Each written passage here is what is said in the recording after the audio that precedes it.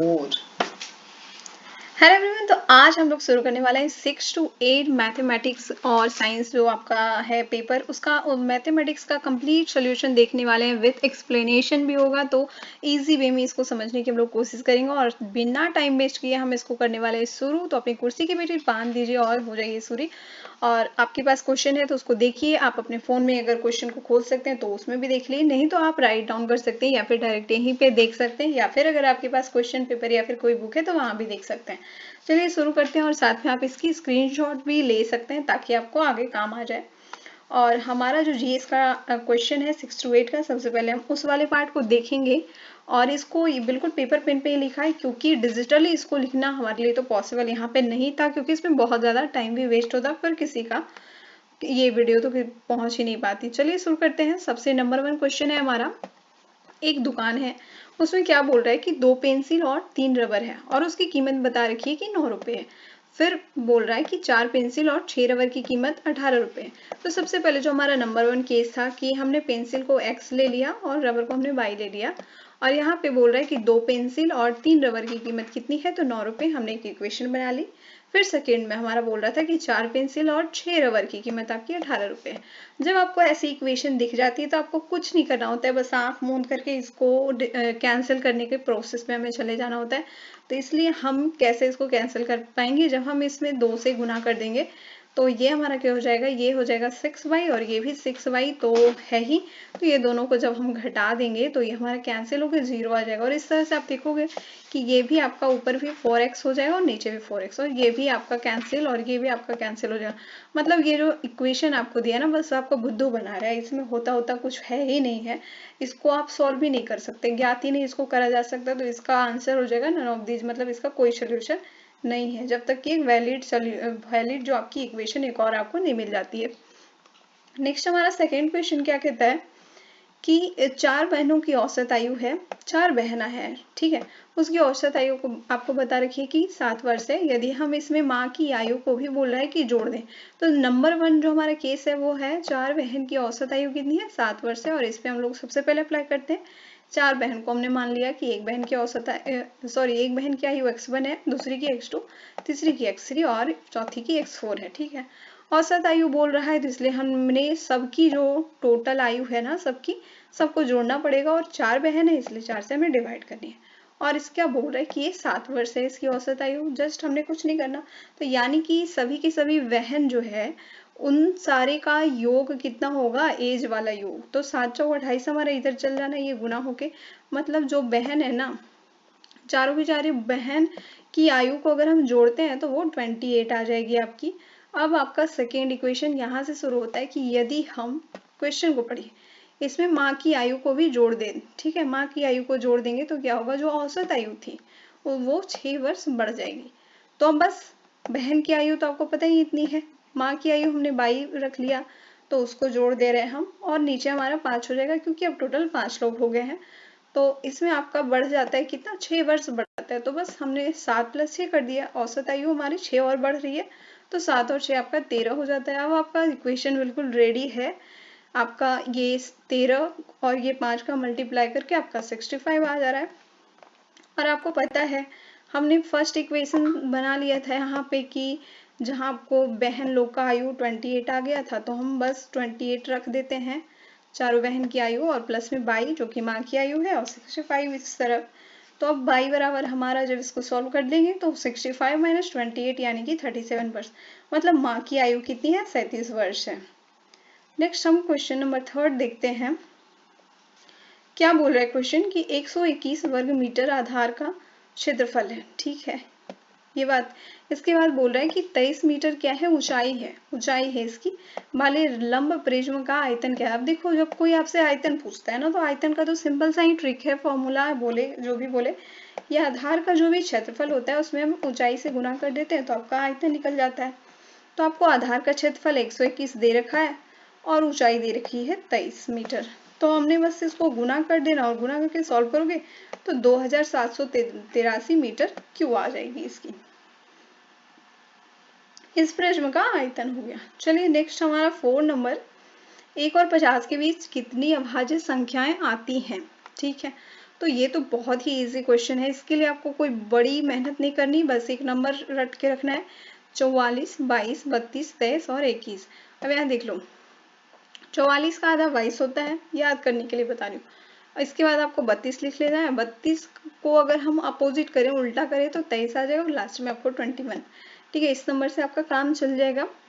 तो 4 का मतलब क्या है कि 0 से 10 के बीच में 4 अभाज्य संख्याएं होती है, फिर आपकी 10 से 20 के बीच में भी आपकी 4 अभाज्य संख्या है, फिर आपकी 20 से 30 के बीच 2, 30 से 40 के बीच 2 और 40 से 50 के बीच 3, इसके बाद 50 से 60 के बीच 2, फिर आपका 60 से 70 के बीच 2। इस तरह से चलते कंटिन्यू आपका चलते जाएगा। ये आपको 100 तक के लिए होता है। देखो 90 से 100 तक में आपको कितनी एक अभाज्य संख्या है, आपको पूछ रहा है कितना 50 तक, तो हम बस इतना ही कैरी करेंगे, मतलब इसको ही लेंगे और इसको हम कर देंगे ऐड। तो हमने इसको ऐड कर लिया है और आपका आ जाता है कितना 15 अभाज्य संख्याएं हैं। नेक्स्ट हमारा 5 नंबर जो कि अंडर रूट में है आपका ये। अब यहाँ पे हम काउंट कर लेते हैं कि कितने अंकों के बाद यहाँ पे कितने अंक तक चले हैं दशमलव। तो 2, 2 4, 2 6 और 2 8। इसका मतलब कि ये बटे में 10 था इसलिए इतने पॉइंट हुए हैं, तो बटे में 10 को हम 10 के पावर -8 लिख देते हैं और नीचे भी सेम चीज 10 के पावर -8। अब ये 10 के पावर -8 10 के पावर -8 कट जाएगा और 1225 का जब हम वर्गमूल कर देंगे, इसका निकाल देंगे, तो ये 35 का होता है आपका 1225। और 5329 का सिंपली जैसे ट्रेडिशनली जो मेथड है उसको करके हमारा 73 आता है। ठीक है, तो अब बस हमने क्या लिखना है, तो 35/73 ही इसका आंसर हो जाना है। नेक्स्ट हम देखते हैं क्वेश्चन नंबर 6। यदि x, y और z जो है धनात्मक वास्तविक संख्याएं हो तो इसका वैल्यू किसके बराबर होगा। तो कुछ हमें इसमें भी विशेष नहीं करनी है, 3 1 2 5 जो है इसका फैक्टराइजेशन कर देना है। तो पहले तो ये 5 बार में कट जाएगा आपका, तो 625 से। अब 625 आपको पता है कि 25 का स्क्वायर होता है, तो इसको भी हम लोग ब्रेक कर ले रहे हैं। ब्रेक करके हमारा आ जाएगा 5 पे पावर 5 टोटल। तो इसके पावर में क्या है 1/5 है, इन सब के पावर में यहाँ पे देख लीजिए हमने बस इसको सिंपल क्या लिख दिया, आप कर देंगे हम इससे गुना और 5 से 5 हमारा कटता चला जाएगा सबसे, ये सबके ऊपर है और ये हो जाएगा क्या 5 से कटने के बाद ये 2 बच जाएगा और ये तो कुछ भी नहीं बचेगा 5 से कटने के बाद, ये कुछ नहीं बचेगा और z का भी पावर हमारा 2 बच जाएगा। और यही है हमारा सोल्यूशन, यही है आंसर इसका। चलिए नेक्स्ट देखते हैं क्वेश्चन नंबर 7। यदि 3 tan थीटा बराबर 4 हो तो 3 sin theta plus 2 cos theta और 3 sin theta minus 2 cos theta जो है क्या होगा आपका। ये आपका क्वेश्चन है। तो सिंपल आपको tan थीटा की वैल्यू दे रखी है 4/3, इससे 4/3 हमने बस tan इस वाले इक्वेशन को फाइंड करना है कि इसका सोल्यूशन क्या होगा। तो आप देख पाओगे कि अगर हम इसको cos से डिवाइड कर देते हैं ऊपर और नीचे दोनों में ही अगर हम cos से डिवाइड कर देंगे तो आपको तो पता ही है कि sin थीटा बटे cos थीटा क्या होता है, tan थीटा होता है। और cos थीटा बटे cos थीटा जब हम कर देंगे तो ये आपका 1 आ जाएगा। तो चूंकि हम लोग ऊपर नीचे दोनों तरफ डिवाइड करेंगे, तो आप जब डिवाइड करोगे तो ये 3 tan थीटा आ जाएगा और प्लस में 2, क्योंकि cos थीटा क्या है कट गया है और वही चीज नीचे भी होगी 3 tan थीटा माइनस 2 हो जानी है। अब यहाँ पे tan थीटा की जो वैल्यू है 4/3 उसको हम लोग पुट करते जाएंगे और ऐड कर देंगे और आपका आंसर आ जाएगा 3, मतलब इसका वैल्यू क्या है 3 होगा। नेक्स्ट क्वेश्चन हमारा 8 नंबर। लोहे का एक ठोस टुकड़ा है जिसका यहाँ पे दे रखा है लंबाई, ऊंचाई और चौड़ाई दे रखा है आपको। बोल रहा है कि घनाभ के आकार का है। 3 चीजें तो जरूर ये घनाभ के आकार की होगी। इसको ढालकर ठोस गोला बनाया जाता है। तो एक चीज जान लीजिए कि जब इसको ढाल करके बनाया जा रहा है इसका मतलब है कि इन दोनों का आयतन क्या होगा, बराबर होगा। आयतन में कोई कॉम्प्रोमाइज नहीं होगी।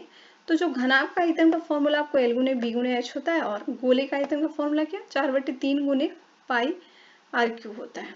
तो हमने बस L की जगह पे 49, B की जगह पे 33 और H की जगह पे 24 रख दिया, हमने गुना कर दिया और इसको सॉल्व कर देना है हमें। और RQ का वैल्यू आपको आ जाएगा इतना 7 के Q और 3 का Q। अब Q से Q तो कैंसिल होना ही है, तो आपका आ जाएगा 7 गुने 3, यानी कि R की वैल्यू आ जाती है अब कितनी 21 सेंटीमीटर। और पूछ भी तो क्या रहा था, गोले की त्रिज्या ही पूछ रहा था। तो ये आपका 21 सेंटीमीटर आ जाएगा।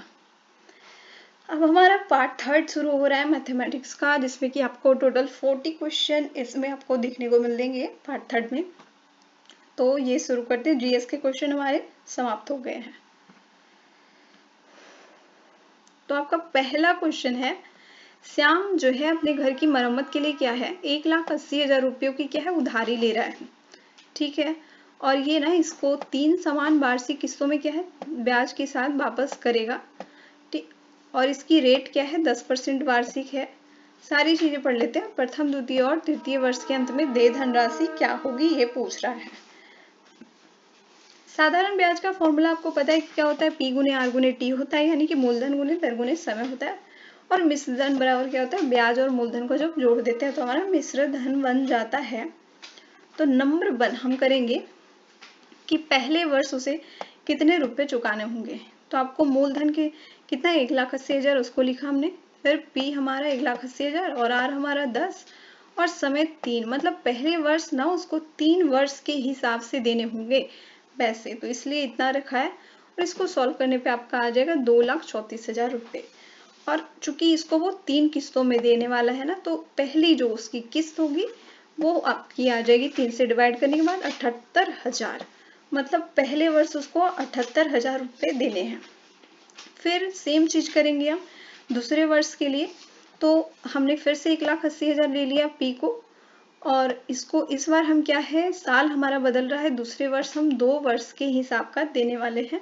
तो 2 वर्ष का 2,16,000 हो रहा है रुपये, और इसको हम फिर से 3 बराबर भागों में देने वाले हैं, इसलिए 3 से हमने डिवाइड करना है, और आपका 72,000 ये दूसरे वर्ष रुपये देगा उसको।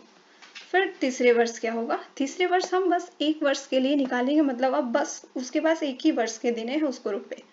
तो यानी कि फिर से आपको वही चीज करनी है, और आपका 1,98,000 आएगा, और इसको 3 से डिवाइड करेंगे हम लोग, और 66,000 रुपये उसको तीसरे वर्ष देने होंगे। तो यही आपका आंसर रहेगा कि वो देगा पहले वर्ष 78,000, दूसरे वर्ष 72,000 और तीसरे वर्ष 66,000। नेक्स्ट क्वेश्चन देखते हैं हम। आपको दे रखा है कि cos -1710 डिग्री का वैल्यू क्या होगा, मतलब 1,710 डिग्री का वैल्यू क्या होगा। तो ये फॉर्मूला आपको बिल्कुल जो ट्रिगोनोमेट्री का है, अगर एंगल पे क्वेश्चन आता है तो ऐसी 2 फॉर्मूले होती है। तो यहाँ पे ये कॉस का है, और साइन का भी सेम चीज होता है, बस यहाँ पे साइन रहता है, जैसे कि यहाँ पे कॉस है ना, बस साइन होगा यहाँ पे। तो इसकी वैल्यू पूछ रहा है कि क्या होगा। तो हमने क्या करना है, 2 पाई का तो वैल्यू आपको पता है कितना होगा, पाई का वैल्यू होता है 180, तो 2 पाई का वैल्यू कितना होगा 360 डिग्री होगा। तो हमें क्या करना है कि 360 से का मल्टीप्लाई करके देखेंगे कि कितने बारी मल्टीप्लाई करें कि 1710 के आसपास कुछ आ जाए। तो जब हम 5 से इसको मल्टीप्लाई कर लेंगे, ठीक है, तो 0 तो हमारा रह ही जाना है, और ये फिर से 0 हो जाएगा, और ये 1800। आप देखोगे ये 1800 आ रहा है, जो कि 1710 के आसपास है। तो जब हम क्या करेंगे कि 1800 में माइनस कर देंगे 90 का, जो कि आप नीचे सोल्यूशन में इजीली देख ही पा रहे हैं, 90 का हम लोग माइनस कर रहे हैं 1800 से, तो आपका आ जाएगा कितना 1710 डिग्री आ जाएगा। और कॉस में ना माइनस की कोई वैल्यू नहीं होती है, आप कुछ भी कर दो, कॉस में माइनस की वैल्यू नहीं होती, तो उससे कोई फर्क ही नहीं पड़ेगा। तो ये आपका आ जाएगा कॉस 90 डिग्री, क्योंकि अभी अभी आपको ये फॉर्मूला जो दिखाया मैंने, यहाँ +x है, लेकिन यहाँ पे हमने रखा है -90 डिग्री, तो उसके लिए इसको कोई फर्क नहीं पड़ने वाला है। और तो cos 90 डिग्री की वैल्यू आपको होती है कितनी 0, तो 1710 डिग्री जो है इसकी वैल्यू भी आपकी 0 हो जाएगी। नेक्स्ट है हमारा क्वेश्चन थर्ड। इसमें आपको मानक विचलन पूछ रहा है, यानी कि स्टैंडर्ड डेविएशन पूछ रहा है। देखिए स्टैंडर्ड डेविएशन का फॉर्मूला ये होता है, सिग्मा बोलते हैं, सिग्मा से इंडिकेट करते हैं 1/n sigma fi xi minus x bar का होल स्क्वायर। यहाँ पे देखिए एक्स बार होता है आपका माध्य, मतलब जो माध्य निकलेगा वो। और सबसे अच्छी चीज है कि ये अवर्गीकृत आंकड़ों के लिए तो ये बिल्कुल सिंपल ही आपका निकल जाएगा। तो सबसे पहले हमें निकालना पड़ेगा इस इक्वेशन को फाइंड करने के लिए एक्स बार, यानी कि माध्य। माध्य निकालने के लिए बस हमें सारे के सारे जो अंक है उसे जोड़ने होंगे, और उसको n हमारा कितना 1 2 3 4 5, यानी कि n हमारा 5 है, तो 5 से करेंगे हम उसको डिवाइड, और हमारा आ जाएगा 15 माध्य, यानी कि x बार। अब नीचे थोड़ा चले तो हर बारी आपको बारंबारता से गुना करना है। तो 11 कितनी बारी आया है? एक बारी। 14 भी एक बारी, 15 एक बारी, 17 एक बारी और 18 एक बारी, यानी सबकी बारंबारता बस एक ही है। तो आपको सिंपल n की जगह पे 5 लिखना है, f की जगह पे 1 लिखना है, xi की जगह पे जो सबका रहेगा वो लिखेंगे। तो 11 माइनस 15 और 15 हमारा हर बार रहेगा सेम, क्योंकि x बार आपको हर टाइम होगी। i है यानी कि वो चेंज होगी, लेकिन माध्य हमारी बिल्कुल सेम होगी। तो एक बार 14 माइनस 15, एक बार 15 माइनस 15, एक बार 17 माइनस 15 और एक बार 18 माइनस 15 हो जाएगा और सबका स्क्वायर करते चलेंगे। तो 11 माइनस 15 4 होगा और 4 का स्क्वायर 16। फिर 14 माइनस 15 करेंगे तो आपका -1 आएगा, लेकिन उसका स्क्वायर 1 हो जाएगा। फिर ये 0 और इस तरह से आगे चलेगा और ये आपका आंसर आ जाएगा √6। स्टैटिस्टिक्स की आपको एक बड़ी क्लास मिल सकती है जिसमें आपको सारी की सारी चीजें रहेंगी 1 2 से लेके, मतलब वर्गीकृत अवर्गीकृत सारा कुछ। 4 नंबर क्वेश्चन देखते हैं। एक घड़ी की मिनट वाली सुई है, वो देखिए 1.5 सेंटीमीटर लंबी है, यानी कि जो घड़ी होती है ना उसकी मिनट वाली सुई है, ये 1.5 सेंटीमीटर लंबी है। तो बीच से ही तो वो शुरू होती है, यानी कि घड़ी होती है हमारी वृत्त के शेप की और ये सुई है उसकी। कह रहा है 40 मिनट में इसकी नोक कितनी दूर चलती है। अब ये कहीं पे भी है तो ये पूछ रहा है कि 40 मिनट में इसकी नोक जो है ना ये डिस्टेंस कितना चलती है। तो हमें क्या करना होगा, यानी कि आपको देखिए त्रिज्या आपको वृत्त की मिली हुई है 1.5 सेंटीमीटर और 1 मिनट में चलती है कोई भी मिनट की सुई जो है 6 डिग्री का वो कोण बनाती है। 6 मिनट का कोण बनाती है तो 40 मिनट में वो 240 डिग्री का कोण बनाएगी। और चाप की लंबाई का फॉर्मूला यहाँ पे पहले ही लिख रखा है कि थीटा बटी 360 डिग्री और गुणे 2πr होता है। तो हमने बस यही लंबाई तो फाइंड करनी है कि वो कितनी दूरी चलेगी, ये वाली लंबाई। ये बहुत सिंपल क्वेश्चन है। तो चली गई दूरी भी वही हुआ, थीटा की जगह पे 240 लिखेंगे, फिर बटे में 360, 2 लिख दिया, पाई 22/7 और आर हमारा 1.5 हो गया। अब यहाँ पे हमने बस काट देना है। तो ये आप 12 को 2 से कर दोगे, 120 को 2 से 240 कट जाएगा 3, और ये सॉल्व करने के बाद आपका आंसर आ जाएगा 2π। अब 22/7 ये लिख लिया था ना, तो 22/7 तो पता ही आपको पाई होता है, तो बस 2π।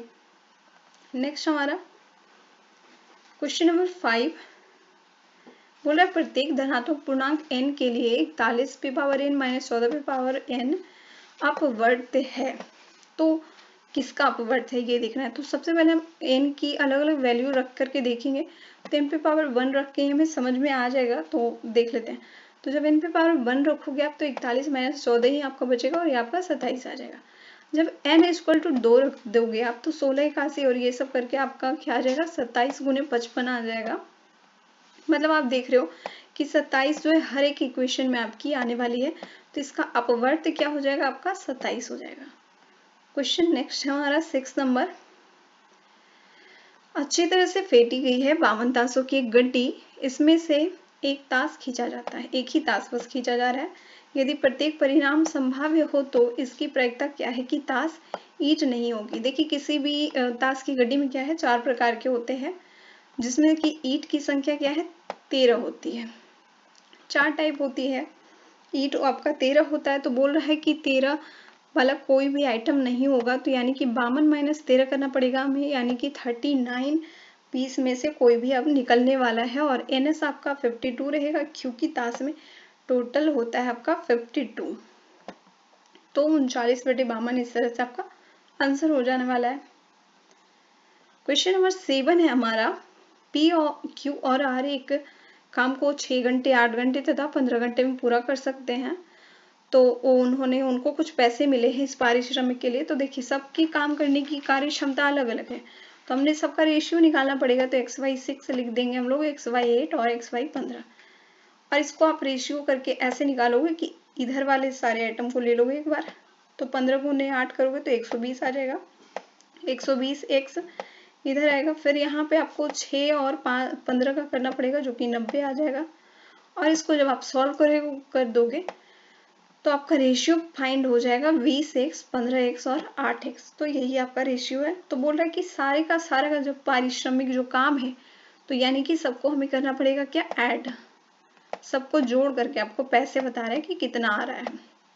पैसे आ रहे हैं 9460, तो x की वैल्यू निकल के आ जाएगी आपकी 220। तो p की वैल्यू उसमें से, मतलब p का उसमें से हिस्सा क्या है, तो p का हिस्सा कितना है, 20x है, तो 20 गुने हमें करना पड़ेगा x हमारा 220 है तो 4400। फिर q की भी आ जाएगी, q कितना कमाया है 3300, और r आपका कमाया है 1760। नेक्स्ट हम देखते हैं 8 नंबर। कह रहा है दो प्राकृतिक संख्याओं के वर्गों का योग 410 है। तो हम सबसे पहले फर्स्ट लाइन को पढ़ रहे हैं और इसी को हम फॉलो करने वाले हैं। तो दो प्राकृतिक संख्या, हमने एक को a ले लिया और एक को b ले लिया, ठीक है। दोनों को कह रहे हैं वर्गों का योग 410 है, तो हम कर देते हैं a का स्क्वायर b का स्क्वायर, वर्ग कर दिया, उसका योग कर रहे हैं, वो है आपका 410। चलिए ये वाली चीज कंप्लीट होगी। अब आगे बढ़ते हैं। यदि बड़ी संख्या का कह रहा है कि वर्ग जो है ना, छोटी संख्या के 26 गुने में 3 जोड़ने से मिलता है। यानी कि बड़ी संख्या अगर हम b मान लिए तो बड़ी संख्या का वर्ग क्या है, छोटी संख्या के 26 गुने में 3 जोड़ने से मिलता है। तो बोल रहा है कि दोनों का अंतर क्या होगा। ये हमारा सेकेंड इक्वेशन मिल रहा है और इसी को हम लोग सॉल्व करने वाले हैं। तो हम क्या करेंगे, देखिए इसको तो हम लोग इधर उधर लेकर के एडजस्ट करके रख लेते हैं। बी स्क्वायर का वैल्यू क्या है ना, इक्वेशन फर्स्ट से रख देंगे। यहाँ बी स्क्वायर का वैल्यू फाइंड कर लेंगे। बी स्क्वायर बराबर क्या हो जाएगा आपका 410 माइनस ए स्क्वायर, और यही वाली वैल्यू हम आके पुट करने वाले हैं अपनी इक्वेशन सेकेंड में।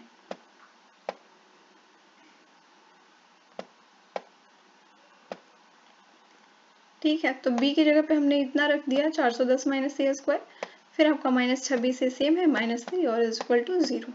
अब जब आप इसको सॉल्व करोगे तो ए स्क्वायर प्लस 26 से -407 इज इक्वल टू 0 एक इक्वेशन आपको फाइंड हो जाएगा, और ये इक्वेशन आपका द्विघात समीकरण का है। अब इसके बाद आपको द्विघात समीकरण को यूज करना होगा, यानी कि 407 का आपको फैक्टराइजेशन करना पड़ेगा, और आप फैक्टराइजेशन करके 26 जोड़ घटा के आपको लानी है। तो 37 और 11 में आपका टूटने वाला है, ये 37 और 11 में, और इस तरह से a की वैल्यू -37 आ रही है और a की वैल्यू 11, दो चीज आ रही है। लेकिन -37 को हम लोग यूज नहीं कर सकते क्योंकि प्राकृतिक संख्या है ना, प्राकृतिक संख्या नेगेटिव में होती नहीं है, तो ये बराबर हो जाएगी आपकी 11, और जब a की वैल्यू 11 रख देंगे तो v की वैल्यू भी आपको निकल जाएगी, वो 17 निकल के आएगी जब हम किसी भी इक्वेशन में पुट कर देंगे इसकी वैल्यू। फिर तो यानी दोनों का अंतर 17 माइनस 11 करेंगे तो 6 आ जाएगा। चलिए नेक्स्ट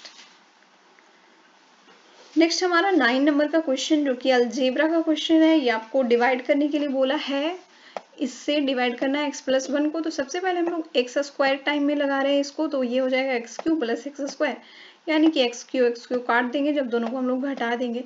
फिर आपका सेम चीज ये आपको खुद से करना चाहिए। चलिए इसका आंसर -10 आ जाएगा। 10 नंबर देखते हैं। सुशील ने एक वर्ष में क्या किया है, 6 लाख रुपए कमाया है वो, ठीक है। पहले महीने के बाद वो हर महीने उसने पिछले महीने की तुलना में 15,000 अधिक कमाए। यानी कि आपको ऐसे क्वेश्चन देख करके ये आपका डी हो जाएगा। ये आपका सारवंतर है, जो सीरीज वो बना रहा है ना कमाने की सीरीज, वो डी है। और ये जो आपका 6 लाख है ना, ये आपका SN है, AP में हम आ गए हैं, ये आपका SN हो जाएगा। पूछ रहा है कि पहले महीने कितना कमाया, उसने स्टार्टिंग पॉइंट उसकी क्या थी, एक्स क्या है वो उसका। तो आपको यहाँ पे TN हमें निकाल लेना है क्योंकि SN की वैल्यू दी हुई है। तो TN का फॉर्मूला क्या होता है, A+N-1 इंटू डी, और बोल रहा है कि एक साल में, यानी कि 12 महीने होते हैं एक साल में। तो बस TN की वैल्यू हमारी आ जाएगी x प्लस 16,500 आपकी आ गई TN की वैल्यू। और SN का फॉर्मूला तो यही होता है कि n/2 A + TN। तो SN की जगह पे हमने बस 6 लाख रख देने हैं, n की जगह पे आपका 12 रहेगा और 2 तो सिंपल वही रहेगा, और x और ये TN की वैल्यू हमने रख दी। और आप इसको सॉल्व करोगे तो x की वैल्यू आपको आ जानी है 41,750, यानी कि स्टार्टिंग में ना उसने 41,750 रुपये कमाए थे शुरुआत में। 11 नंबर क्वेश्चन है हमारा। 3 क्रमागत प्राकृतिक संख्याएं हैं इस प्रकार की, पहला का वर्ग, यानी 3 क्रमागत संख्या ले लेते हैं। एक तो x लेंगे, फिर इसके बाद x+1, x+2, तो कह रहा है कि पहले का जो वर्ग है यानी एक्स स्क्वायर का वर्ग दूसरे तथा तीसरे, तो दूसरा संख्या तो ये है, ये हमारा दूसरा और ये हमारा तीसरा, इसके गुणनफल का कह रहा है कि योग का, इन दोनों का योग का क्या है 191 है। तो ये आपकी सॉल्व करने वाली एक इक्वेशन मिल गई है, इसको सॉल्व करना है। इससे बेहतर है कि आप अगर सॉल्व नहीं करना चाहते तो आप क्या कर सकते हैं, ऑप्शन बेस्ड मेथड, आप ऑप्शन चेक करके जो बोल रहा है ना कंडीशन, उस पर भी देख सकते हैं। सॉल्व कैसे करना है, फिर आपका एक इक्वेशन रेडी हो जाएगा 2x² + 3x - 189, यानी कि आपको अब यहाँ से क्वाड्रेटिक इक्वेशन वाला फॉर्म कर देना है। वो 189 × 2 करोगे आप तो 378 आएगा। 378 को हम तोड़ेंगे 21 और 18 में, ताकि बीच में आपका 3 आ जाए, और इस तरह से x की वैल्यू आपकी 9 आ जाएगी। क्योंकि 2x + 21 यूज नहीं कर सकते क्योंकि प्राकृतिक संख्या है तो वो माइनस में नहीं होगी। तो पहली संख्या तो आपको 9 पता चल गई, दूसरी संख्या 10 और तीसरी संख्या ऑब्वियसली 11 होगी। 12 नंबर क्वेश्चन हम देखते हैं। 3 बिंदु है ए, बी और सी और इसके निर्देशांक दिए हुए हैं AY√3, A। तो सबको हम त्रिभुज पे फिट कर देते हैं। दूरी सूत्र आपको पता है क्या होती है, x2 - x1 + y2 - y1 और दोनों का अलग अलग स्क्वायर।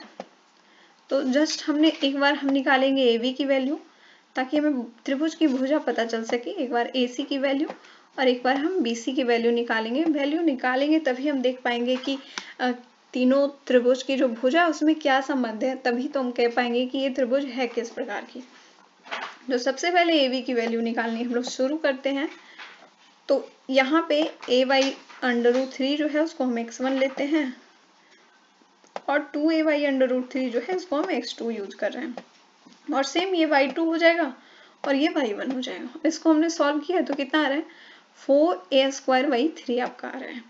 फिर हम AC² को अब निकालेंगे, यानी इस वाले लाइन को निकालने के लिए हमारा ये हो जाएगा क्या x1 और इस वाली ये हो जाएगा हमारा क्या x2 हो जाएगा। तो सेम करेंगे तो ये आपका है 4a² सॉल्व करने पे, दूरी सूत्र लगाने पे। फिर तीसरी चीज क्या होगी BC हम ले रहे हैं तो इस समय क्या हो जाएगा, ये आपका x1 हो जाएगा इस BC को निकालने के टाइम, और AY√3 जो है हमारा x2 हो जाना है। अब इसको हम सॉल्व करेंगे 4a² / 3 दिख रहा है, यानी कि आप देख रहे हो कि तीनों भुजा बराबर नहीं है, यानी कि समबाहु तो बिल्कुल नहीं है। लेकिन क्या तीनों भुजा अलग अलग है, नहीं, यानी विषमबाहु नहीं है। तो देख रहे हो आपकी दो भुजा क्या है आपस में बराबर है, दो भुजा ना आपस में बराबर, दो भुजा आपस में बराबर होती है तो क्या कहते हैं उसको समद्विबाहु त्रिभुज कहते हैं। तो जस्ट ये जो आपका त्रिभुज है ये समद्विबाहु त्रिभुज होगा। नेक्स्ट हमारा 13 नंबर, यदि रेखाएं दी हुई है, दो रेखा यहाँ पे आपको दी गई है 1 और ये आपकी दूसरी रेखा। अब पर मूल बिंदु से डाले गए लंबों की लंबाई क्या है P और Q हो, तो बोल रहा है कि P² और Q² का वैल्यू क्या होगा।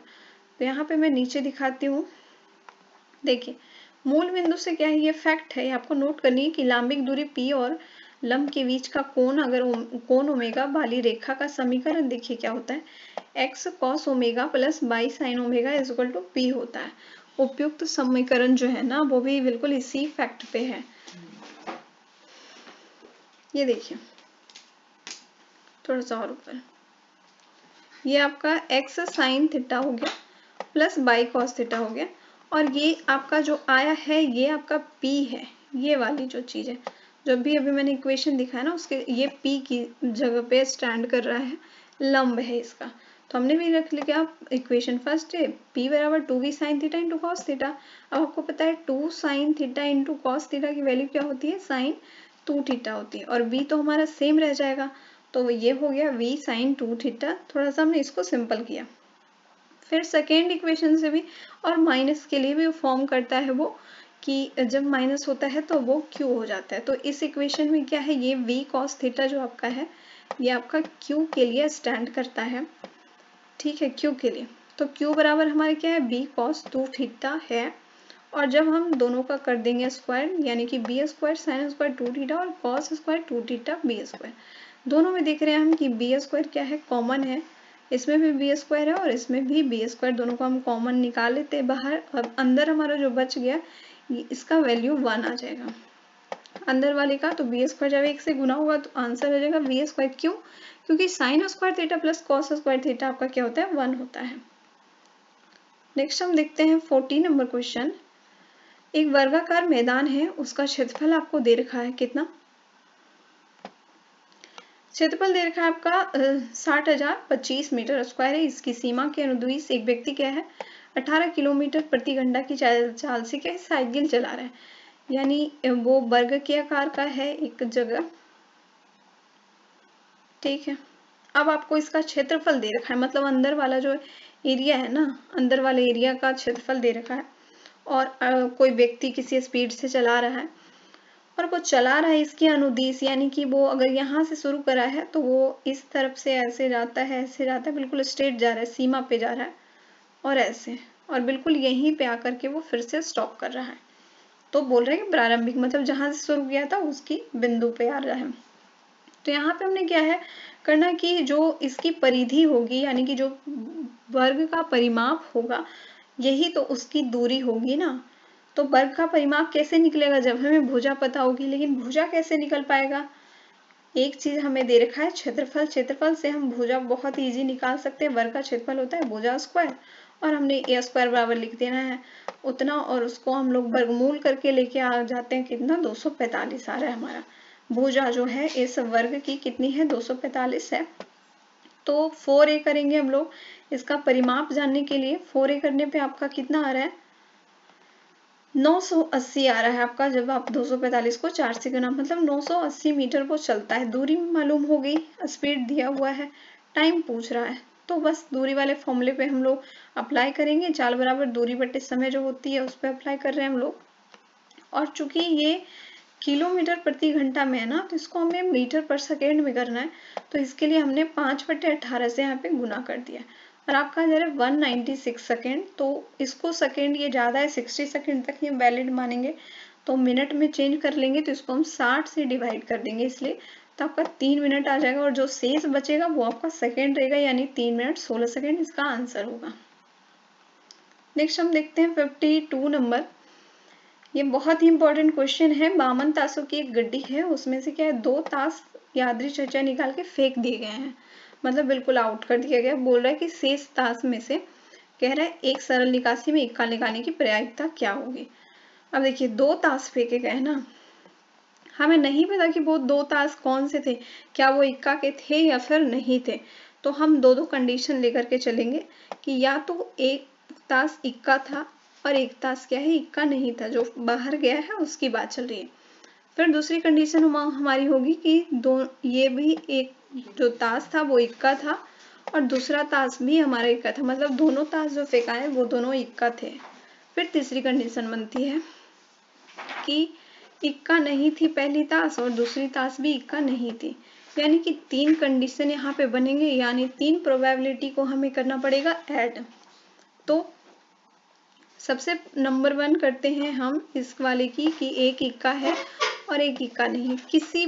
किसी भी मतलब ताश की खेल में या फिर जो भी इसका है, तो उसमें इक्का टोटल कितने होंगे? 4 होते हैं। सारे ग्रुप में एक एक इक्का होता है, 4 ग्रुप होता है, चारों में एक एक इक्का होता है। तो बोल रहे हैं कि एक इक्का था और एक इक्का नहीं था, यानी कि जब एक इक्का फेंका गया है तो उसमें बचा कितना? 3 इक्का। तो इसकी प्रोबेबिलिटी 3/50 हो जाएगी। फिर दूसरी कंडीशन के अनुसार दोनों के दोनों क्या इक्का ही बाहर अगर हो गए तो 4 - 2 करेंगे तो हमारा 2 आ जाएगा। तो इसकी प्रोबेबिलिटी आपकी 2/50 हो जानी है। फिर तीसरी कंडीशन बनेगी जिसमें कोई भी दोनों पदों में से कोई भी इक्का थी ही नहीं, तो यानी कि 4/50 इसकी प्रोबेबिलिटी। तो सारी की सारी प्रोबेबिलिटी को हमें ऐड कर लेना होगा, तो हमारा फाइनल प्रोबेबिलिटी निकल के आ जाएगा, जो कि आपका आ जाएगा, इसको जोड़ोगे तो 9/50। नेक्स्ट हमारा 16 नंबर का क्वेश्चन कि cos a + b और cos a - b का गुणनफल क्या होगा। देखिए यहाँ पे एक फॉर्मूला है 2 cos a × cos b का जो फॉर्मूला होता है ना, कलर चेंज कर लेते हैं इसका।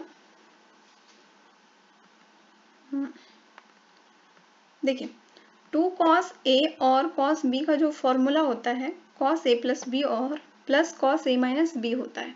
यहाँ A की जगह पे कुछ भी रह सकता है, x रह सकता है, y रह सकता है, z, B की जगह पे भी कुछ भी रह सकता है, थीटा ओमेगा कुछ भी रह सकता है, A to Z में कोई भी लेटर हो सकता है।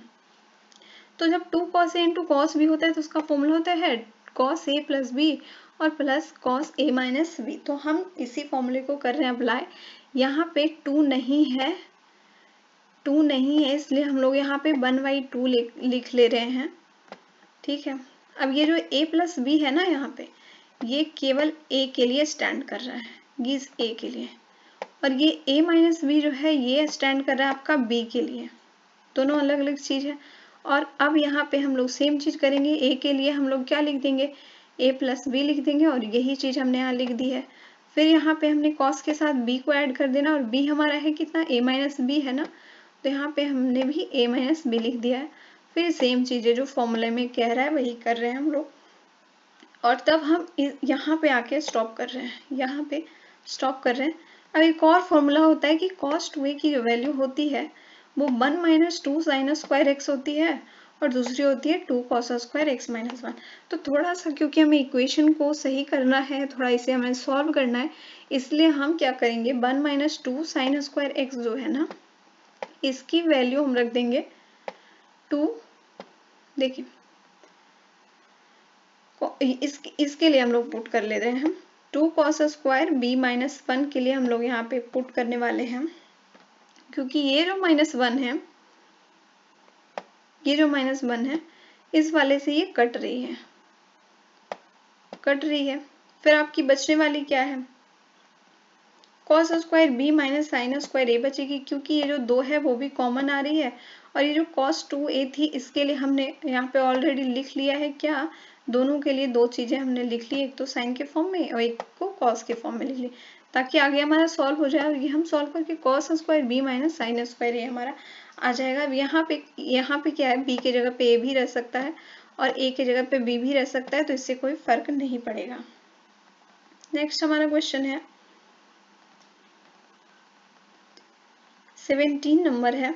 एक मकान है, उसकी खिड़की से एक झंडे के शिखर, तो यहाँ पे सबसे पहले मकान, और ये हमारा खिड़की है, और ये हमारा ना झंडा है, ये वाला जो यहाँ पे झंडा हमने रखा है। कह रहा है कि एक मकान की खिड़की से झंडे के शिखर का, अब झंडा का शिखर यहाँ पे है तो इसका उन्नयन कोण कितना बता रखा है कि 60 डिग्री है। ठीक है, 60 डिग्री कर लिया हमने, और झंडा यहाँ तक ऊंचा है, यहाँ तक ऊंचा है झंडा।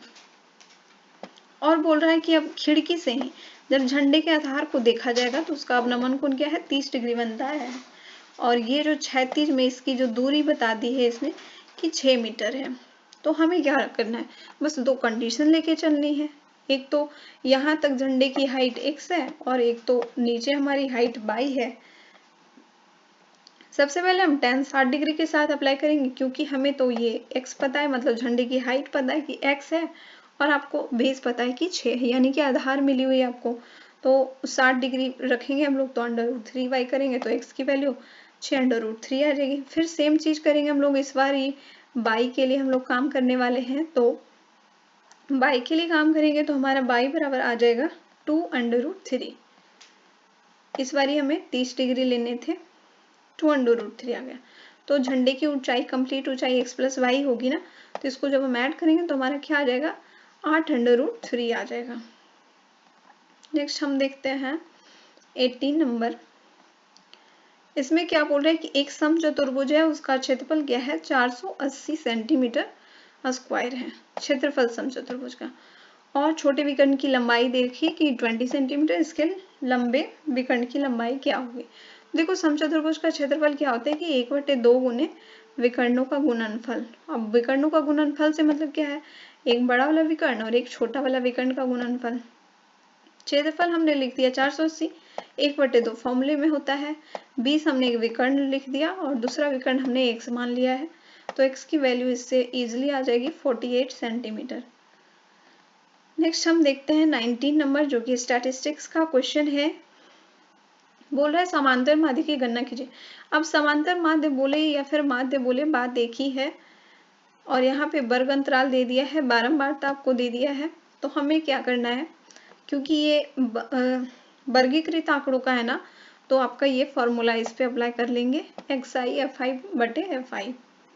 तो xi निकालने के लिए हमें क्या करना होता है, ऊपरी वर्ग सीमा और निम्न वर्ग सीमा को हम क्या करते हैं, ऐड करते हैं। उसके बाद हम ये जो आता है उसको हम क्या करते हैं, 2 से डिवाइड कर देते हैं। तो 0 और 10 को हमने ऐड किया तो कितना आया, 10। 10/2 करेंगे तो हमारा आ जाएगा कितना, 5, जो कि लिख दिया। फिर 10 और 20 को जब हम ऐड कर देंगे तो 30 आ जाएगा, और 30 को हम डिवाइड कर देंगे 2 से तो 15। ये सीरीज आपकी कंटिन्यू चलती जाएगी, तो बिना ऐड किए भी अब आप लिख सकते हैं 10 ऐड करके 25, 10 35, 35 10 45। ठीक है, इस टाइप से। अब xi/fi की जरूरत हमें पड़ेगी, क्योंकि यहाँ पे xi/fi करनी है। तो ये बारंबारता तो आपकी सबकी अलग अलग दे रखी है, तो 6 गुने 5 कर देंगे हम लोग, तो आपका 30 आ गया। फिर 10 गुने कर देंगे हम लोग 15, 150 आ गया। फिर 9 गुने 25, 225। इस तरह से सबका गुना कर लिया और सबको हमने कर लिया ऐड। इधर भी हमने बारंबारता ऐड कर लिया। अब हमें बस फॉर्मूले पे रख देना है, सब कुछ हमारा रेडी है, और बस हमें इसको बस सजा देना है। तो 1040 हमारा इसकी वैल्यू आ गई है, और fi की वैल्यू 40 है, और इसको डिवाइड करेंगे तो हमारा 26 आंसर आ जाएगा। नेक्स्ट है हमारा क्वेश्चन 20 नंबर। एक राजमार्ग है, राजमार्ग पर स्थान ए और बी स्थान बी जो है एक दूसरे से 240 किलोमीटर दूर है। देखो राजमार्ग एक यहाँ पे बना लिया हमने ए, और यहाँ पे हमने बना लिया बी, दोनों एक दूसरे से कितना 240 किलोमीटर की दूरी पर है। फिर बोलता है एक ही समय में एक कार ए से और दूसरी कार क्या है, बी से चलना शुरू करती है, लेकिन ये किस डायरेक्शन में चल रही है, आगे है। यदि कारें एक ही दिशा में अलग अलग चाल से चलती है तो वे 8 घंटे में मिलती है। एक ही दिशा कहने का क्या मतलब है कि बी भी जो है इसी डायरेक्शन में चल रहा है, और ए भी क्या है, इसी डायरेक्शन में चलना शुरू करता है, ठीक ना। तो बी जो है कार ए से कब मिलेगी, जब वो ये कंप्लीट 240 किलोमीटर को क्रॉस करेगी, तभी तो वो ए से मिल पाएगी ना, क्योंकि ए तो शुरुआत ही इस तरफ से करेगा। तो बी जो है मिलेगी ए से कहीं ना कहीं, इस तरफ किसी पॉइंट पे वो मिलेगी, और इसके लिए जरूरी भी है कि बी की जो स्पीड है वो ए की स्पीड से ज्यादा होगी, स्पीड भी ज्यादा होगी। और बोल रहा है कि 8 घंटे में मिलती है। यहाँ पे देखिए, हम मान लेते हैं कि कार ए की चाल क्या है, x है, और कार बी की चाल y, क्योंकि दोनों की स्पीड अलग अलग है। और यहाँ पे 2 कंडीशन बता रहे। सबसे नंबर 1 कंडीशन हम लोग जो कर रहे हैं कि कार ए तय करेगी z किलोमीटर, अगर तो कार बी कितनी तय करेगी 240 + z। मतलब अगर ये कार जो है ए जेड यहाँ तय करेगी, तो ये तो बिल्कुल इससे 240 तो इसका यहीं पे कंप्लीट हो जा रहा है, और जितनी ये करी उतनी ये बी भी करेगा, तो 240 + z किलोमीटर करेगा, जिसको 8 घंटे में वो कंप्लीट करेगा। तो यहाँ पे हम लोग लिख लेते हैं, जैसा कि आपको मालूम है कि चाल बराबर दूरी बटे समय होता है, तो दूरी बराबर क्या हो जाएगा, चाल गुने समय। तो वही चीजें हम यहाँ पे करने वाले हैं। 240 + 8x लिख देंगे, और इज इक्वल टू हमने कर देना है y। क्यों, क्योंकि z बराबर 8x है। ये देख लो, ये z दूरी जो है ना, कार ए जो है z दूरी भी 8 ही घंटे में तय करती है, और ये 240 + z दूरी भी है क्या है 8 ही घंटे में तय करता है, बस स्पीड सबकी अलग अलग है। और इस प्रकार से हमने इक्वेशन को लिख लिया, और 8x - 8y is equal to हो जाएगा हमारा कितना, -240। और हमारा इक्वेशन बन जाता है x - y is equal to -30। ये हमारा पहला इक्वेशन बन जा रहा है। दोनों के चाल का हमने कर लिया कि दूरी तो भाई दोनों की सेम ही होगी। अब दूसरी इक्वेशन जो इसमें इक्वेशन में बोला है कि जब वो विपरीत चलते हैं ना, विपरीत चलते हैं तो वो 2 घंटे में मिलेंगे, यानी कि एक इस डायरेक्शन में चल रहा है और दूसरा हमारा इस डायरेक्शन में चल रहा है, तब वो जाके मिलता है। तो तब भी वो आधा, कोई मतलब कुछ पार्ट ए कंप्लीट करेगा और कुछ पार्ट बी कंप्लीट करेगा, और टोटल पार्ट कंप्लीट होगा कितना, 240 किलोमीटर ही कंप्लीट होगा। तो वो सेम चीजें हम यहाँ पे भी लिख रहे हैं कि 240 किलोमीटर 2x, मतलब 2 घंटे x की स्पीड से चलाता है, और दूसरा भी 2 घंटे y की स्पीड से चलाता है, तब वो कंप्लीट इस दूरी को कर पाता है। और हमारा 2 इक्वेशन यहाँ पे आपको इस तरह से मिल जाता है जब आप इसको सॉल्व करते हैं। और हम इसको काट देंगे, सीधे घटा देंगे, और ये 2x हो जाएगा और ये आपका 90 हो गया। x की वैल्यू 45 और y की वैल्यू 75 फाइंड हो जाएगी। मतलब x की वैल्यू किसी भी इक्वेशन में हम पुट कर देंगे तो हमारा 75 बाई आ जाएगा। तो आपको पता चलेगा a की चाल 45 किलोमीटर पर घंटे और b की चाल 75 किलोमीटर पर घंटे। नेक्स्ट देखते हैं हमारा 21 नंबर, किसी बारंबारता बंटन के समांतर माध्य और माध्यिका, ये सबसे इजी क्वेश्चन है आपका। आपको माध्य दे रखा है समांतर माध्य 25.5 और माध्यिका दे रखा है आपको 26। पूछ रहा है कि बहुलक क्या होगा। बहुलक का फॉर्मूला ही होता है 3 माध्यिका माइनस 2 माध्य। तो 3 की जगह पे तो 3 रखेंगे। माध्यिका की वैल्यू आपको 26 दी हुई है, माध्यिका की वैल्यू 26 रख दिया। फिर 2 की जगह 2 रखा और माध्य आपको 25.5 दिया हुआ है तो वही हमने लिख दिया। और इसको आप घटाओ सॉल्व करो तो आपका क्या है 27 आ जाएगा आंसर। 22 नंबर क्वेश्चन देखिए, यहाँ पे आपको सॉल्व करने के लिए बोला है कि सिंप्लीफिकेशन है ट्रिगोनोमेट्री का।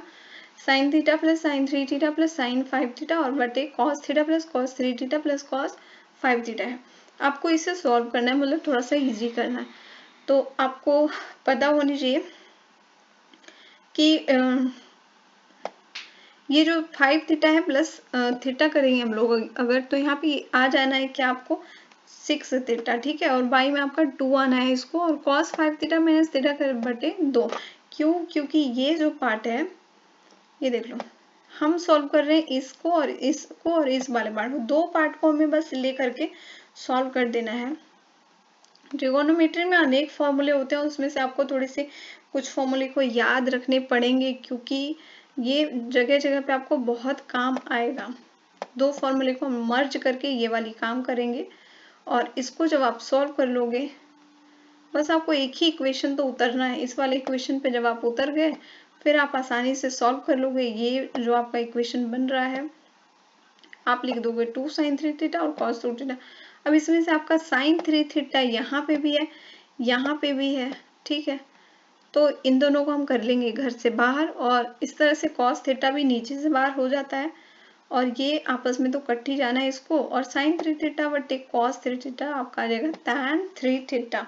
अब इस पे देखिए ट्रिगोनोमेट्री के आपको फॉर्मूले अवेलेबल करा दिए जाएंगे, तो आप टेलीग्राम चैनल पे जरूर जुड़ जाएंगे जिसमें आपको सारे ट्रिगोनोमेट्री के फॉर्मूले मिल जाएंगे जिससे आप इजी से कुछ भी सॉल्व कर सके। चलिए 23 नंबर क्वेश्चन देखते हैं।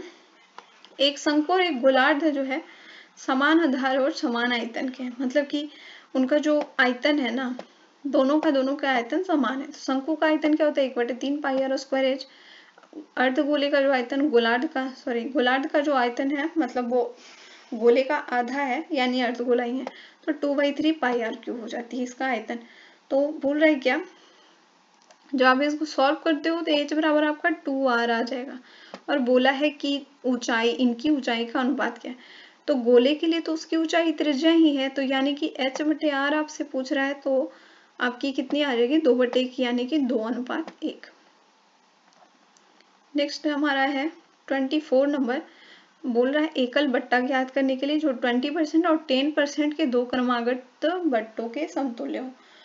तो एकल बट्टा जो भी है हम 100 पर ज्ञात करते हैं, तो 100 पर 20% की छूट सबसे पहला बोल रहा है, मतलब जितना बोलेगा उतना करते जाएंगे।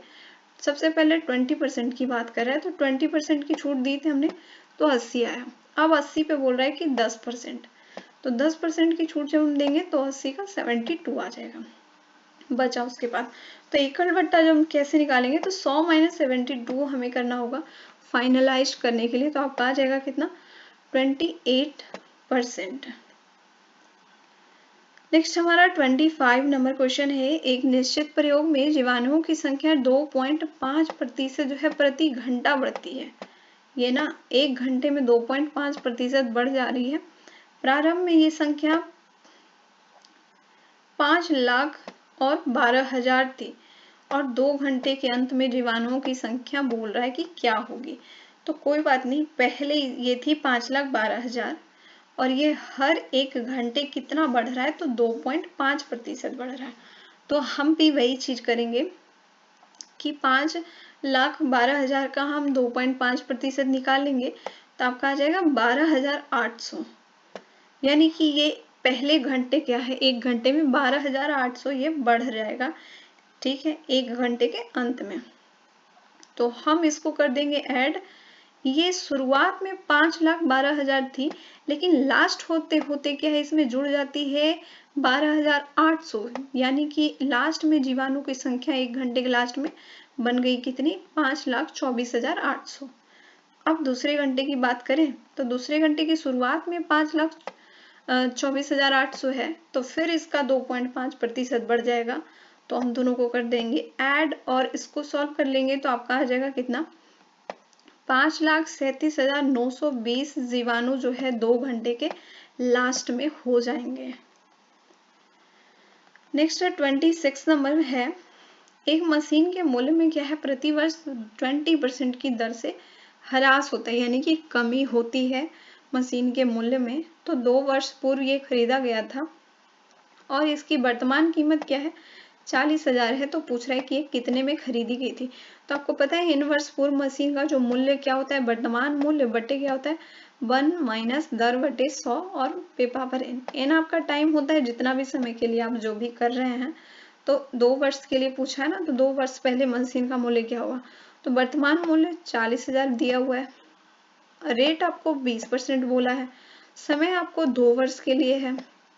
तो बस यहाँ पे सब कुछ रख देंगे और इसको सॉल्व करेंगे तो हमारा क्या आ जाने कि ये 62,500 आपका ये आ जाएगा कि इतने में ये पहले खरीदी गई थी।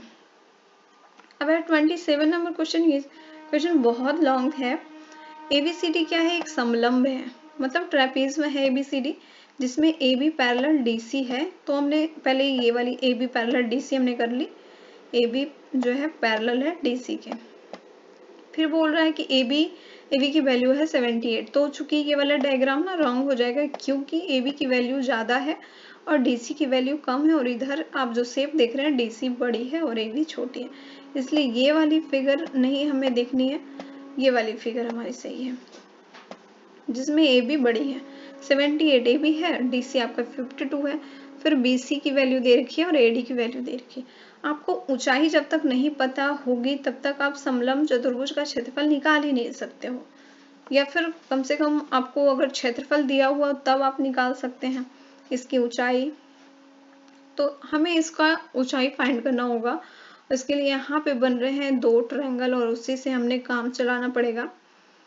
ये देखिए, एक तो इस साइड की 28 सेंटीमीटर आपको पता है एडी की लेंथ है, और ये पता है कि इतनी क्या है 52, क्योंकि आयत के आमने सामने की बराबर होगी। तो ये 52 है तो ऊपर भी आपका 52 है, और ये हम अपने मन से x मान लेते हैं कि तुम x हो, ठीक है।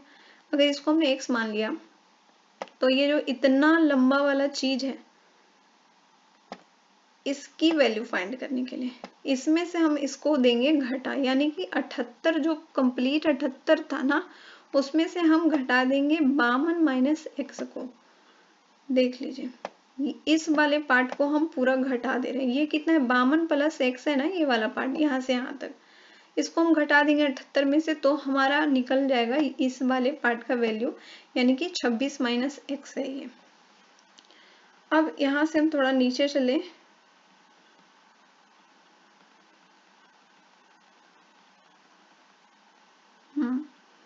दो जो ट्रायंगल बन रहे हैं उसमें से हम ट्रायंगल एडीई की अगर बात करें तो डी ए स्क्वायर आपको पता है पाइथागोरस थ्योरम, बस उसी पे हमने अप्लाई करना है। ये बहुत लॉन्ग क्वेश्चन है, मतलब ऐसे एग्जामिनेशन में अगर ये क्वेश्चन आती है तो बिल्कुल समय बर्बाद करने वाला क्वेश्चन है। आप इसका सोल्यूशन देखते चलो। तो 28 स्क्वायर का हम लोग कर देंगे स्क्वायर, इसके बाद 26 माइनस एक्स का whole square plus H square है यहाँ पे आपका, और सबको हम सॉल्व करते हुए जैसे 28 का स्क्वायर करेंगे तो 784 आ जाएगा, 26 माइनस एक्स का होल स्क्वायर और प्लस यहाँ पे हम दूसरी इक्वेशन जो हमारी बन रही है 30 का स्क्वायर बराबर x square plus H square. उधर हमने एच ले ली है उसकी वैल्यू, मतलब हाइट जो है उसको हम एच रख रहे हैं, और आप इसको सॉल्व करोगे तो आपको बहुत लंबे कैलकुलेशन के बाद एच की वैल्यू मिलेगी लगभग 25.84। तो अब हम यहाँ से समलंब चतुर्भुज का क्षेत्रफल फाइंड आउट कर सकते हैं, 1/2 रखेंगे और जो भुजा है उसका योग 78 प्लस 52 गुने में ऊंचाई, हम इसको सॉल्व करेंगे तो लगभग आ जाएगा आपका 1679.6 जो कि आपको आंसर में दिया हुआ है 1680। तो चलिए लगभग यही है, तो यही हमारा आंसर हो जाएगा। नेक्स्ट क्वेश्चन हम देखते हैं 28 नंबर। एक संचितालय है, उसकी धारिता बता रखी है कि 108 मीटर स्क्वायर है।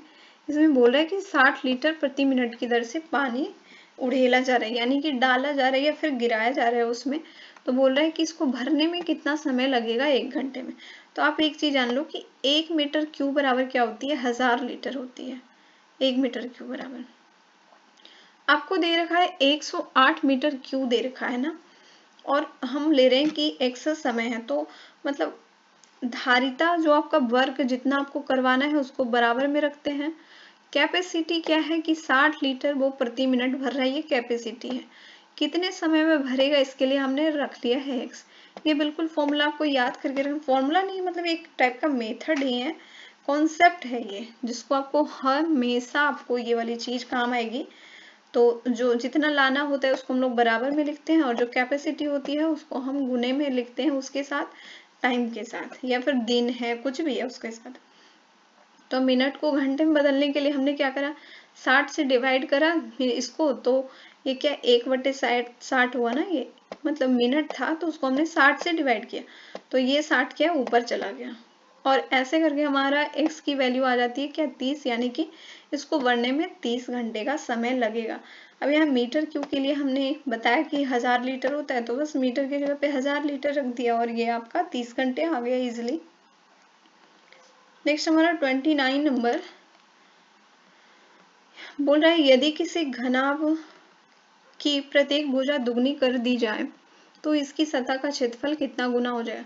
तो सबसे पहली चीज हम ले लेते हैं घनाभ की भुजाएं हमारी क्या एल और बी है, तो इसका क्षेत्रफल क्या है एल बी हो जाएगा। तो बोल रहा है कि अगर इसकी भुजा दुगनी कर दी जाए, यानी एक भुजा 2l दूसरी भुजा 2b हो जाएगी, तो इसका नया क्षेत्रफल क्या है 4lb हो जाएगा। तो आप क्या देख रहे हो, इन दोनों में क्या रिलेशन बन रहा है, इसमें और इसमें क्या रिलेशन बन रहा है, ये इसका 4 गुना है, सिंपल, तो ये इसका 4 गुना है। 30 नंबर देखते हैं, वर्ग अंतराल दिया हुआ है आपको, बारंबारता दिया हुआ है, पूछ रहा है माध्यिका वर्ग कौन सी होगी। तो माध्यिका वर्ग ज्ञात करने के लिए हमें क्या करना होता है, सबसे पहले तो संचयी बारंबारता निकालनी पड़ती है, जिसको कि CF से इंडिकेट करते हैं।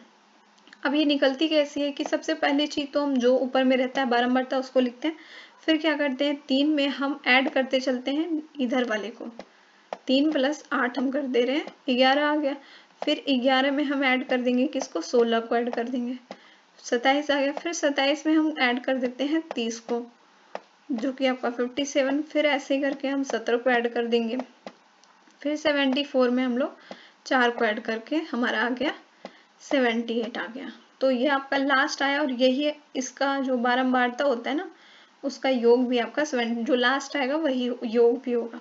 तो माध्यिका वर्ग कैसे निकलती है कि n/2 जो करते हैं, यहाँ पे देखिए n/2 जो किया है 78/2, तो हमारा 39 है, तो 39 से हमें बड़ा लेना है, 39 से बड़ा, लेकिन बहुत बड़ा नहीं, बिल्कुल आसपास, जो 39 से बड़ा सबसे पहले मिल जाए।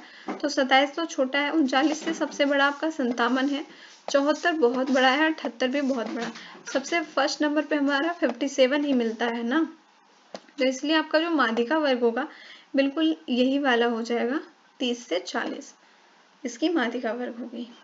नेक्स्ट हम देखते हैं 31 नंबर, ये सिंप्लीफिकेशन का क्वेश्चन है, 2p⁻3x - 1 + 10 / 7 = x है, तो इसकी वैल्यू क्या होगी, तो ये इधर मल्टीप्लाई हो जाएगा, तो ये 42 हो जाना है इसको। अब यहाँ 10 घट जाएगा, ये वाला 10 उधर आके घट गया तो 32 हो गया। अब 32 को 2p⁻5 लिखते हैं, और इधर भी 2p⁻3x - 1, तो ये जो पावर है ये दोनों क्या है आपस में बराबर हो जाते हैं, और इसको जब आप सॉल्व करते हो तो x = 2 आपको फाइंड आउट हो जाएगा। 32 नंबर देखते हैं, एक स्टीमर है और धारा की दिशा में चलकर 2 बंदरगाहों के बीच की दूरी क्या है, ये 4 घंटे में तय करती है, ठीक है, जबकि यह धारा के विपरीत दिशा में चलकर वही दूरी 5 घंटे में, विपरीत में क्या करती है ये 5 घंटे में उसी दूरी को कंप्लीट करती है। यदि बोल रहा है धारा की चाल दे रखी है कि 2 किलोमीटर प्रति घंटा है, तो शांत जल में स्टीमर की चाल क्या होगी पूछ रहा है। तो हम 2 बंदरगाहों के बीच की दूरी x किलोमीटर ले लेते हैं, तो धारा की दिशा में स्टीमर का वेग क्या हो जाएगा, मतलब स्पीड बोल लेता। देखो 4 क्या है इसका, 4 घंटे में तय करता है।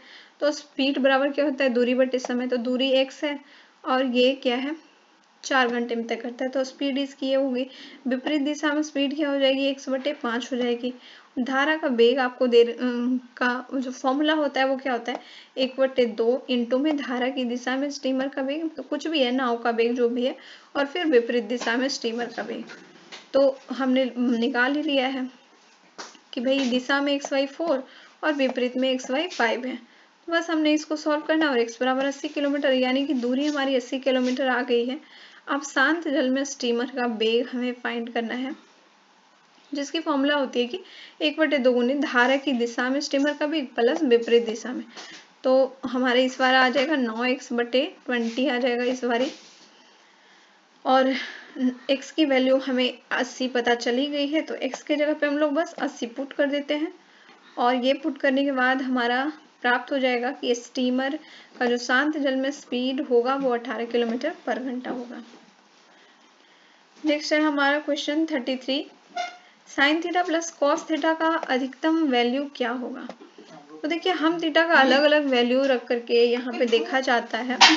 तो जब थीटा की वैल्यू क्या है, 0 डिग्री हम रखते हैं, दोनों जगह पे 0 रखेंगे, तो साइन 0 रखेंगे, कॉस 0 रखेंगे, तो आपका कितना आता है, 1 आता है। फिर थीटा बराबर जब हम 30 डिग्री रखते हैं तो 1/2 आता है, और फिर आपका 3/2 आ जाएगा कॉस के लिए। तो ये जब आप ऐड करते हैं तो 1 + √3/2, यानी कि ये तो 1 से कम ही आएगी। फिर जब 45 डिग्री रखते हैं तो 1/√2 और 1/√2 दोनों के लिए हो जाएगी, और ये √2 है। √2 का आप जानते हैं कितना होता है, 1.44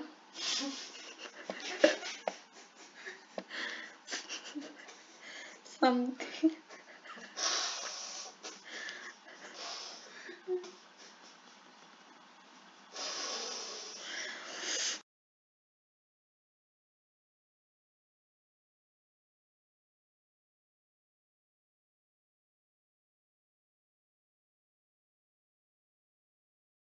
वैल्यू तो इसकी वैल्यू आ जाएगी π/4 पे, ये सबसे ज्यादा होता है। इसके अलावा कहीं भी ये ज्यादा नहीं होगा, एक से ज्यादा ये 1.44 समथिंग ये करके √2 आता है आपको 45 डिग्री पर ही, यानी कि π/4 पे आता है। ठीक है, अब 34 नंबर का क्वेश्चन हम देखते हैं। x के किस मान के लिए बिंदुओं -2,6 और 4,8 से गुजरने वाली रेखा जो है 8, 12 और 120 से गुजरने वाली रेखा पर लंब होगी। तो ये आपको सरल रेखा से क्वेश्चन है, ये आपको क्लास 11 में बिल्कुल मिल जाएगी, और बिल्कुल सेम क्वेश्चन आपको क्लास 11 में मिल जाएगी। देखिए आपको बना लेना है एक रेखा, मतलब कि एक एक्सिस बना लेना है, उस पे m1 देखिए 2 पॉइंट्स दिए हुए ना, एक तो 8/12 आपका रहने वाला है, ठीक है, और एक आपका x/24 रहने वाला है। एक एक्सिस पे अगर हम ले लें बाई पे, ये चीजें हैं 8/12 और x/24। फिर आपको है -2,6 और 4,8, ये x एक्सिस पे है। तो आपको x की वैल्यू पूछ रहा है, तो एक रेखा पे हम लोग, ये हमारा m1 हो जाएगा, ये वाली रेखा x वाली, y वाली रेखा हमारी m2 हो जाएगी। तो रेखाएं परस्पर लंबवत कब होती है, इसका ये शर्त ही है कि जब m1 गुने m2 दो स्लोप जो है -1 ले आएंगे गुना करके, तब। तो यहाँ से हम फाइंड करते हैं सबसे, और m निकालने का फॉर्मूला y2 - y1 बटे x2 - x1। तो दोनों के लिए किसी को हम m लेंगे, एक x2 लेंगे और किसी को y2 लेंगे। m1 कैसे निकलेगा, तो m1 के लिए तो हम इसी रेखा को लेंगे ना, क्योंकि इस रेखा को हमने m1 लिया है।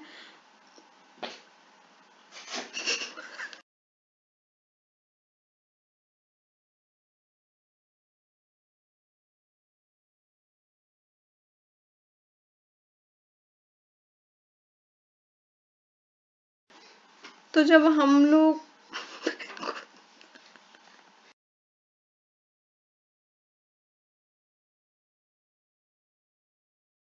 हम इसे सॉल्व करेंगे, मतलब y के जगह पे आपका क्या कुछ रहने वाला है, ये वाली आपकी एक्सिस होगी y, y2 और x2, और ये वाली हो गई y1 और x1। ठीक है, तो यहाँ पे इसकी वैल्यू हम लोग रख दे रहे हैं, और ये आपका 1/3 आ जाता है m1, फिर आपका m2 आ जाता है 12/x-8। तो लंबवत के लिए -1 होनी चाहिए, तो यही फॉर्मूले हम रख देंगे डायरेक्ट, m1 m2 की वैल्यू रख देंगे और इसको सॉल्व करेंगे, और x बराबर हमारा आ जाना है क्या, 4 आ जाना है, सिंपल। चलिए नेक्स्ट चलते हैं हम लोग। 35 नंबर, रेखा 3x - 4y + 10 = 0 द्वारा x और y अक्षों पर काटे गए अंतखंड क्या होंगे। तो अंतखंड क्या होंगे ये आपसे पूछ रहा है। तो एक बारी हम y बराबर 0 लेंगे तो x की वैल्यू फाइंड आउट हो जाएगी कितनी, -10/3। एक बारी हम क्या करेंगे, x बराबर 0 लेंगे तो y की वैल्यू फाइंड हो जाएगी 5/2। तो यही आपकी अंतखंड हो गई -10/3 और 5/2। 36 नंबर हमारा है, एक गाड़ी जो है किसी दूरी को एक नियत चाल से तय करती है। नियत चाल हम लोग मान लेते हैं, मतलब कि x है वो नियत चाल, उसकी चाल 6 किलोमीटर पर घंटा अधिक अगर होती बोल रहा है, तो क्या है, यात्रा में 4 घंटे कम लगते हैं। तो इस कंडीशन को हम लोग आइए देखते हैं। हम पहली स्थिति में बोल रहा है, ऐसे तो मतलब उसे कितना लगता समय उसे लगता y/x। y हमारा क्या है, दूरी है, दूरी जितना है। x हमारा क्या है, स्पीड है, उसकी स्पीड। तो बोल रहा है कि जब वो y/x है ना, तब तो उसका जो लग रहा है सो लग रहा है, लेकिन जब वो चाल जो है 6 किलोमीटर बढ़ा लेता है तो उसे क्या है, 4 घंटे कम लगते हैं। तो यानी कि कहना चाह रहा है कि पहले वाले में ज्यादा लग रही थी, ऑब्वियसली लगेगी क्योंकि 40 की कम थी। तो y/x - y/x + 6 करेंगे और = 4 रहेगा हमारा। फिर एक और कंडीशन कर रहा है कि यदि उसकी चाल जो है 6 किलोमीटर प्रति घंटे कम होती, इस बारी बोल रहा है, तो उसे 6 घंटे अधिक लगते। तो आइए उसे भी हम लोग देख लेते हैं। हाँ, तो यहाँ पे क्या है कि इस बारी क्या है ना, ये 6 किलोमीटर प्रति घंटे नॉर्मल चाल से कम की बात कर रहा है। नॉर्मल चाल तो उसकी y/x है, तो यानी कि 6 घंटे इसको क्या है, अधिक लग रहे हैं। तो इसमें से इस बारी हमें घटाने पड़ेंगे क्योंकि इसकी चाल ज्यादा है, सॉरी ये ज्यादा समय ले रहा है और ये कम समय ले रहा है। तो हमने इसको घटाया और सॉल्व किया। दोनों इक्वेशन को सॉल्व करोगे आप तो आपको फाइंड आउट क्या हो जाना है, एक ये वाली इक्वेशन, यानी 3y = 2x, क्योंकि ये तो कट गया है ना, इंटू x + 6। दो इक्वेशन आपको फाइंड आउट, एक तो इस वाले से y = x - 6 फाइंड आउट हो गया। अब y का वैल्यू जो है हम फर्स्ट में रख देंगे, फर्स्ट वाली इक्वेशन, या फिर किसी का वैल्यू किसी में भी रख देंगे, कोई फर्क नहीं पड़ता, आंसर सेम ही आने हैं। और जब हम रखते हैं तो x बराबर हमें क्या 30 फाइंड आउट होता है। x का वैल्यू जो है सेकेंड में रखेंगे और हम y की वैल्यू फाइंड आउट कर लेंगे कितनी, कि 720, यानी कि जो दूरी है वो कितनी है, 720 किलोमीटर वो दूरी है जिसके लिए वो चल रहा था। 37 नंबर क्वेश्चन है हमारा, यदि दो रेखाओं के बीच का कोण π/4 हो और एक रेखा की प्रवणता क्या है, 1/2 हो, तो दूसरी रेखा की प्रवणता पूछ रहा है कि क्या हुआ। तो जस्ट इसका भी एक फॉर्मूला, सारा एक फॉर्मूले पे ही डिपेंड करता है कि tan थीटा, यही हमारा फॉर्मूला है कि m1 - m2 + 1 + m1 × m2, जहाँ m1 क्या है, m2 क्या है, प्रवणता है, रेखा की अलग अलग प्रवणता, दो प्रवणता होती है। तो m2 पूछ रहा है कि क्या होगा, जबकि m1 आपको दिया हुआ कितना है, 1/2 दिया हुआ है, और एंगल आपको दिया हुआ है थीटा = क्या है, π/4 दिया हुआ है।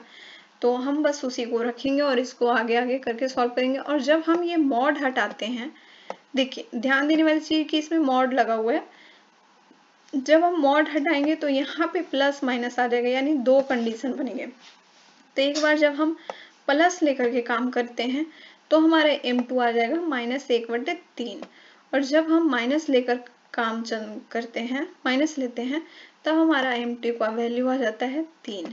तो यानी कि दो वैल्यू यहाँ पे आती है m2 की, तो एक तो -1/3 और दूसरी 3, यानी कि दो प्रवणता होगी, 1/3 और -3। नेक्स्ट क्वेश्चन हमारा 38, यदि तीन बिंदु है H, 0, AB और 0 के एक रेखा पर, तो पूछ रहा है कि AH + BK का वैल्यू क्या होगा। तो यहाँ देखिए, जब दो बिंदु होती है तो उससे गुजरने वाली रेखा की ढाल क्या होगी, m1 क्या होगी, अभी भी तो बताया कि m2 माइनस जो y2 माइनस y1 बटे x2 माइनस x1 करके होता है। तो y2 हमारा क्या है, b है, और y1 हमारा क्या है, 0 है। तो b माइनस 0 करेंगे एक बारी हम, y2 माइनस y1 बटे x2 माइनस x1। x2 हमारा क्या है, a है, x2, और x1 हमारा h है। जस्ट हमने इसको लिखा और m1 हमारा इतना आ गया। फिर दूसरी रेखा के लिए हम लेंगे दूसरे वाले, वहां से कंटिन्यू करें। जैसे देखिए लाइन हमारा ये है, 3 पॉइंट आपको दे रखा है। एक तो ये था h, 0, ये था a, b, ठीक है। और एक पॉइंट है आपका जहां पे आपको है 0, k है। तो एक बारी हमने लिया इन दो पॉइंट को, एक रेखा इसको लिया। इस बारी हम लेंगे इस वाली यहाँ से यहाँ तक की रेखा को, तो यहाँ पे AB भी हमारे साथ आएगी और 0 के भी हमारे साथ आएगी, और इसके लिए हम M2 फाइंड आउट कर रहे हैं। फिर वही चीज है y2 माइनस y1। इस बार आपका जो y2 है वो इस तरफ हो जाना है, y2 और x2, और इस तरफ आपका क्या है, y1 और x1 हो जाएगा।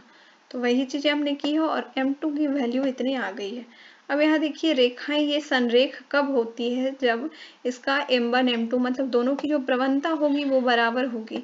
तो बोल ही रहा है कि संरेख है तो हमें तो बराबर करना पड़ेगा। और जब हम बराबर करते हैं, इसको सॉल्व करते हैं, तो हमारे पास ये इक्वेशन आ जाती है। अब एच के को हम डिवाइड कर देंगे अगर दोनों ओर, तो हमारा इक्वेशन आ जाएगा क्या, ये। और यही आपसे पूछ रहा है कि ए कंडीशन में दिया भी हुआ है कि ये कितना होता है। नेक्स्ट क्वेश्चन हम देखते हैं 39। यदि किसी सरल रेखा पर क्या है, मूल बिंदु से डाला गया लंब बाई अक्ष की धनात्मक दिशा से अल्फा कोण बनाता है और p लंबाई का है, तो उस सरल रेखा का समीकरण क्या होगा। तो ये सेम चीज मैंने आपको, आप पहले वाले क्वेश्चन को याद करोगे, स्टार्टिंग में ही सेकेंड, फोर्थ या फिर फिफ्थ में मिला था हमें, जिसमें आपको हमने बताया था कि इस टाइप का इक्वेशन होता है जिसके बराबर में p होता है। तो ये रटने वाली चीज है, इसको अगर सॉल्व करते हैं तो कोई मतलब नहीं रहेगा, क्योंकि सॉल्यूशन आपको बोर्ड का एग्जामिनेशन नहीं है कि आपको इसके लिए सॉल्यूशन चाहिए। ये जैसे कि sign square theta plus cos square theta को हम रट लेते हैं ना कि इक्वल टू 1 होता है, तो वही चीजें हैं कि एक sine alpha plus B cos alpha equal to P होता है जब हम मूल बिंदु से बात करते हैं, जहाँ पी क्या है, लंब होता है, लंबाई का, ठीक है। तो ये ऐसी चीजें ही हैं, और ये सारी चीजें आपको क्लास 11 में मिल जाएगी, सरल रेखा नाम के चैप्टर है ना, उसी में आपको मिल जाएगी। तो इसके साथ ही आपका ये सारा का सारा मैथ्स का सॉल्यूशन खत्म हो गया है 6 to 8 का। और आप अगर ये PDF परचेज करना चाहते हैं तो हमारे टेलीग्राम चैनल पे आकर के परचेज कर सकते हैं, बिल्कुल लो कॉस्ट में। Thank you. और इसके साथ ही आपको नेक्स्ट वीडियो 9 to 10 के लिए देखने को मिलेगा, उसका सॉल्यूशन रहेगा मैथमेटिक्स का, और साथ ही GS 11 12 का जितना भी क्वेश्चन है सारा आपको मिल जाएगा वीडियो के through. Thanks for watching, subscribe करके रखिए, और कुछ भी कमेंट हो तो जरूर करिए, कैसा लगा वीडियो जरूर बताएं। Thanks for watching.